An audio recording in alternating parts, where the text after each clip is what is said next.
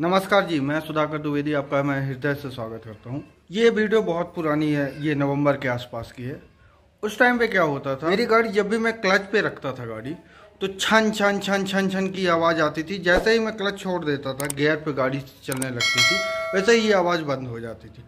फिर और जैसे ही ये इसको झटका लगता था ना, तो ये फिर से हल्का सा छन की आवाज़ करती थी। ऐसा मानो कि जैसे ही जो टायर हैं वो फ्री हो जाते थे या एयर में हो जाते थे, तो उस टाइम पे ये छन छन की आवाज़ आती। मैं मैकेनिक को दिखाने गया तो उन्होंने कहा कि इसकी चिलम झिर्री, इंग्लिश में क्या बोलते हैं आई डोंट नो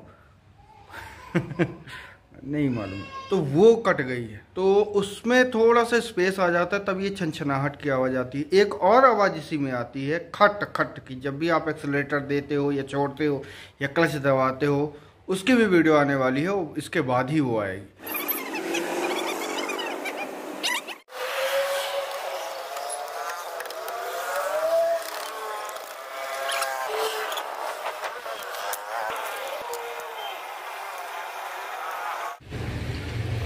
ये तो नया ही लगा था, ये गाड़ी के साथ है।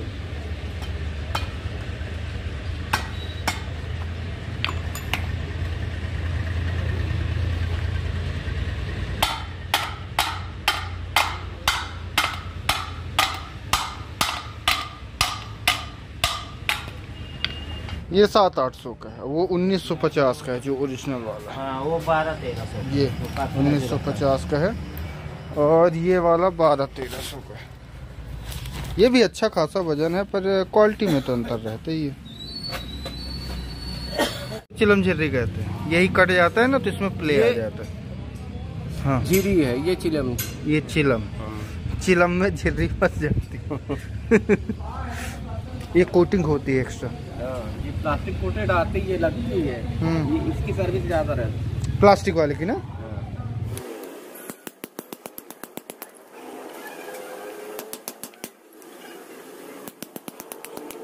कट करके निकाला गया है और ये लगा लेथ में लगाया गया है।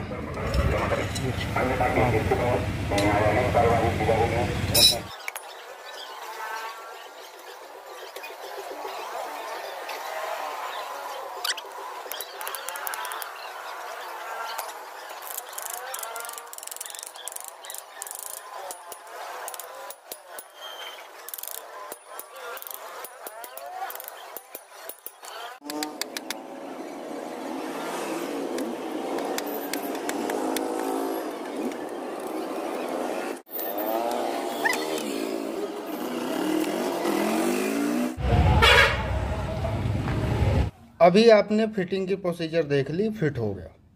अच्छा, इसका यूज क्या होता है चिलम झिर्रे का? ये एक्चुअल में इसके खांचे होते हैं और इसके अंदर ही फिट रहता है ऐसे। और आपको जैसे ही पता है कि ये 1950 रुपये का रहता है, जो ये प्लास्टिक कोटेड रहता है। जो प्लास्टिक कोटेड नहीं रहते तो मैंने दिखाया 700, 1200, 1400 इस टाइप के आते हैं। अभी इसका काम क्या है एक्चुअल में? ये जो चिलम झिर्री है ये अपने गियर बॉक्स के पास लगी रहती है।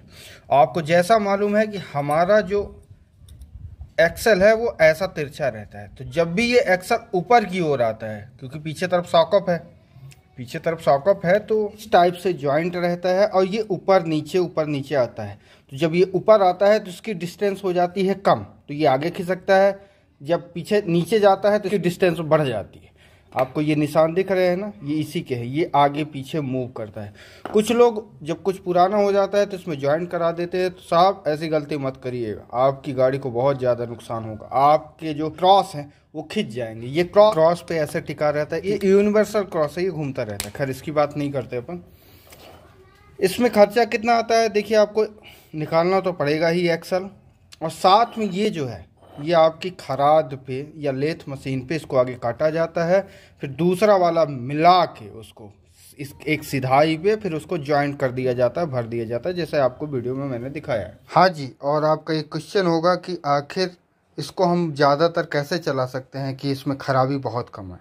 तो देखिए, ये पूरा सिस्टम ग्रेसिंग पे चलता है। ये निब है, यहाँ से ग्रीसिंग जाती है, पूरे इसमें भर जाती है, और ये इसका लॉक है, ये हमेशा लॉक लगा रहेगा, तो ये धूल अंदर नहीं जाती। इसमें रबर की लॉक रहती है अंदर साइड में, तो यहाँ से डलता है तो यहाँ से भी एक ग्रीस आती है और यहाँ पे भी, तो इसमें पूरा ग्रीस से भरा होना चाहिए।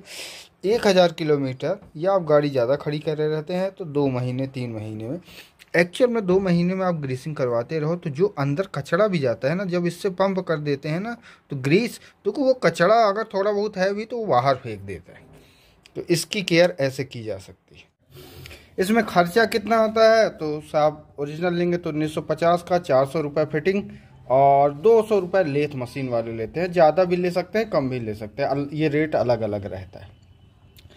इसकी रबर्स कट गई है ना, तो अब मेरे को ऐसा लग रहा है कि ये परफेक्ट है, इसमें कोई चाल नहीं है। पर उस टाइम पे इस पर चाल थी, ये छन्न छन्न की आवाज़ करता है। तो अगर आपकी गाड़ी में छन्न छन्न की आवाज़ करती है तो एक बार दिखा लें, शायद ये प्रॉब्लम हो। और खट खट की आवाज़ है तो रुक जाइए 2 दिन, तो वो भी आपकी जो क्वेरी है वो ख़त्म हो जाएगी। तो मिलते हैं किसी और वीडियो। नमस्कार।